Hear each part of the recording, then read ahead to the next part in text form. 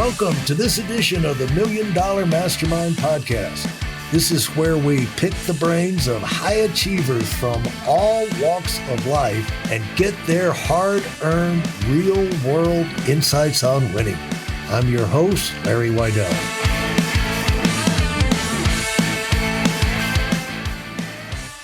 I want to shift gears right now and talk about when you went to Vancouver. How old were you? I was like 22.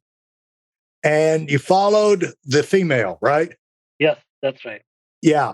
And when you got to Vancouver, one of the shocks, I guess, that hit you was this assimilation is going to take an effort. Was that right? Yeah, absolutely. Yeah. What are some things that happened to you right off the bat that made you realize I'm going to have to figure out how to fit in and, where, you can't be effective if your culture is getting in the way. And talk about that.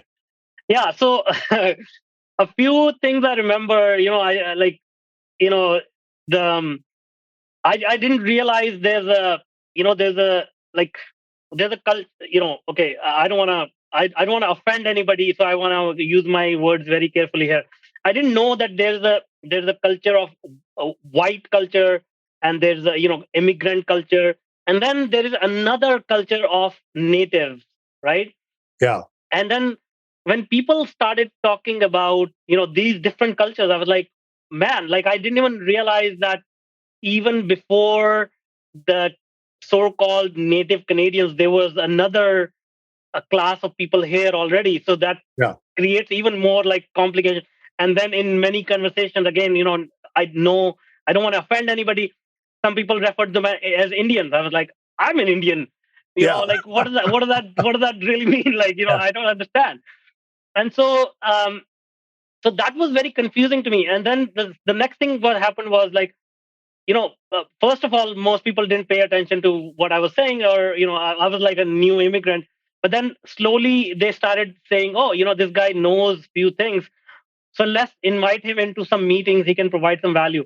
And so I remember going into the boardrooms, and they were like, planning about all this. And as I said earlier, they'll make a joke about something, and I will be confused, like what did they just say? And they'll be laughing at it.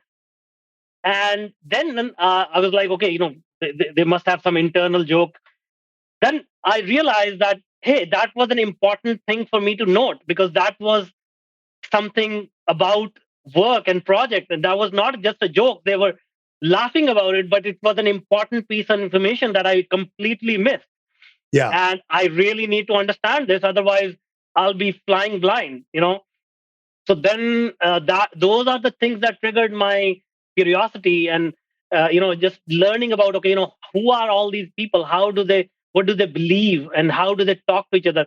And the challenge was that I got a pushback from my own community. Like, what the hell? Why are you trying to learn their ways? Like, just why don't you just stay in your own lane?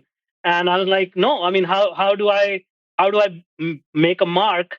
And they were like, hey, you already make you got a house, you got a car. What else do you want?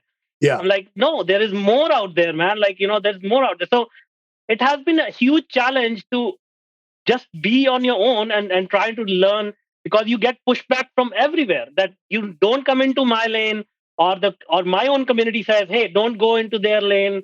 So it's just been a very interesting experience. If it's any consolation to you, we go through the same thing. If you're like, don't, you're not like you were, you're trying to fit in over there. Why did you move over to that side of town? Yeah. Was this not good enough for you, or what? And so people are always trying to hold you down, because it makes them uncomfortable when you move up. They can't understand it, but on the other hand, they're not supposed to understand it. Yeah, exactly. Yeah, that's what I found eventually. I was like, I was just stressing over nothing, because they just don't see what I am seeing, and that's what it breaks down to. So yeah, I mean, you learn after you get there, but before you are there, you're always anxious. What am I doing wrong? Well, part of the thing that I would tell you that that's part of your job as to get them to where through you they can learn and they can see things that they never would have seen or thought as a possibility. We have some people in our company that from like Colombia that came to the United States. No one in their family had ever been to college. High school was the limit. And because, one of them came over here and was successful, all of a sudden now, went to college here and became successful in business and all of a sudden now, all of the grandchildren and cousins in that community now, plus they would never leave Colombia, but now they're touring Europe and they're going around the world and they're all thinking of colleges and a lot of them coming to the United States. It's just because of one person made that breakthrough and they didn't see it. And so in terms of making a positive impact in the global thing, that's great. But the fact that you know that you can, through your own example, make an impact and open eyes into your own community, that can be life-changing. And that can be generational changes, right? Absolutely. Take the lid off and get some light in there where they can see possibility. Basically, what do they see? They see possibilities that are there that right now they're not seeing them. And so let me ask you again now, did you have a job when you moved here? Was there a job already waiting for you? So what I did was, because I was, I got access to the internet 6 months before I came to Canada. So those 6 months I consumed in applying for jobs from there. So I had a couple of meetings already set up before I landed. That didn't really result into a job opportunity, but it told me that I'm on the right path. That, hey, even before I landed, somebody is willing to, give me their time and listen to me. So I was on the right path. So I just kept doing whatever I was doing, applying for more jobs. I got first job within 2 months. Yeah. And so you made the scouting trips. It kind of gave you information on what else you needed to know to prepare to be successful here. Let me ask you this. When you said you went 3 years ago and you said, I started applying AI to my situation to let the world know I existed. What things did you do with AI? See, the thing is that marketing and getting your message out there, the first block we have is what do we communicate? What do we say to people that will resonate?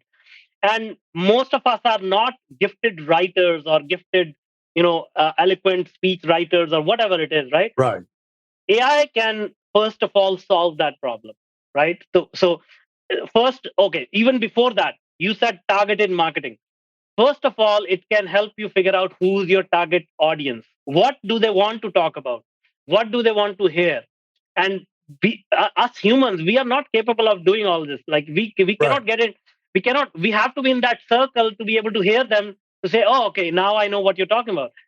But AI and data can help us figure out, okay, these are the things they want to talk about. Now you can craft the message using AI.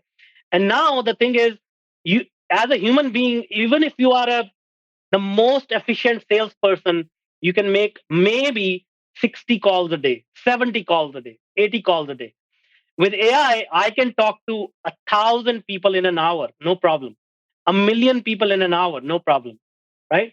So the amplification and the precision that you can get with this kind of technology, that is why I said, if people don't embrace it now, in 5 years, they're gonna be like, they're gonna be behind.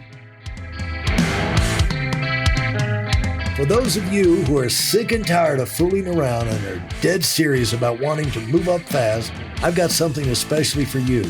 I've combined the best insights from over 40 years in business and making $70 million in income and compressed them into a free webinar. That's right, it's a free resource. If you want to find out exactly what the concepts are that I use in coaching million-dollar earners, register now at WeidelOnWinning.com.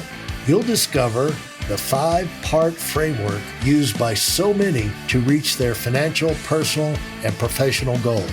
You can find that link in this episode's show notes.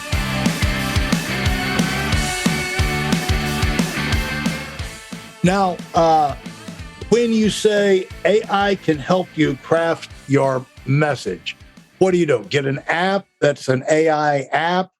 And because you see those on Instagram all the time now, advertising, help you write blogs. Now, I've got a bad attitude about that because there's so much phony information out there by people who have no clue. But what they do is they type in on Google a search for, how to sharpen knives or something, this whole thing.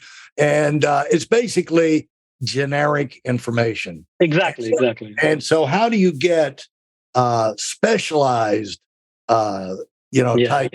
That's what I always think when I see AI is going to help you write your blog. AI is going to help you solve your content creation situations. Like, well, maybe if I wanted pablum, if I wanted cereal, I didn't really want anything.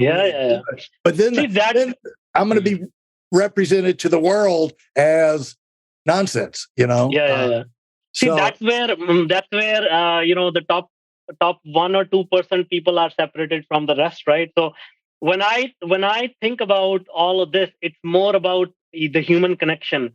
It's a blog. If you break it down, what is it? It's you trying to portray your personality, and you want to portray your personality in a way that resonates with the other person, right? So what I focus on is how do I tell my story? Just like all these elements of me back working in a factory, looking at these magazines. These are the components of the storytelling that resonate with people because they see their own struggles, they see their own past in all these little things, right? So AI it will do whatever you want it to do. If you say, hey, write me a blog, it will write you a generic blog. But what we do is we say, okay, let me know you as a person. Who are you as a person first? What are your special qualities? What is your story? And now, how do I want to project it to the right people that will resonate with your story? Okay. And that's where the AI can do a beautiful job. But you really need to have that mindset first. You need to have that, just like what we were talking about, everybody is involved in like the grunt work, the low level. But once you cross the threshold, you say, hey, there is a different world out there. You think differently, and once you get into that mindset, now AI can amplify that and accelerate that in a way that no other technology can. I know that is where things are going, and it's just a matter of figuring out how to get there as quickly as possible. Let me ask you about this. How far along were you with your relationship with the female? Were you married before you came, or were you still pursuing her, dating her? No. We got married, then we came here. But unfortunately, that relationship ended almost 3 years ago. So. Oh, I was going to ask you if I was going to ask you if that was worth the move. But anyway, she was very helpful in getting you here, I guess. Yeah. I mean, there is no regret. Like every relationship is a lesson that you learn in life. So every relationship has its own expiry date, I guess.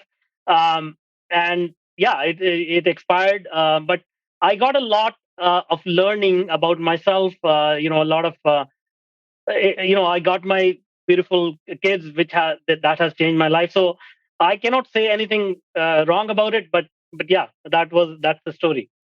Now, when you look forward to from where you are now, what excites you? What possibilities excite you the most for projects that you can do? Adventures, that you can. What is the most exciting thing is I see an era of extreme abundance where everybody can afford everything that their heart desires, and that I believe will happen within the next 5 decades. And the reason is because if you see as an experienced person, 80 to 90% of the economy is basically doing things to produce the 10% of the value that we consume, meaning all the banking infrastructure, all the insurance infrastructure, all the the stuff that needs to happen because we are inefficient, we don't trust each other. The institutions are there to just control our own emotions to produce the value, like the things that we want to consume. um, and that's how the economy is set up. You see what I'm saying? Right. So when AI takes over, when blockchain comes in full force, all that, 90% the cost of the goods will vanish, right? And why is that? Because the robot is not going to ask for the same salaries, it's not going to ask for the same level of Right. healthcare. So the cost of the goods that will be produced will go drastically down. And then what will happen is everybody will be able to afford what they can. But on the other hand, we will have a lot more time to spend on the things that we really care for, meaning we will have more human connection, we will have more creative jobs, we will have more jobs to listen to each other. Like today you can actually earn at least $100 an hour just listening to somebody, because Yeah. people are so lonely. You go on these job boards, Fiverr and all that. There are people who will take $100 just to listen to you. So Really. yeah, Really. yeah. Here you go.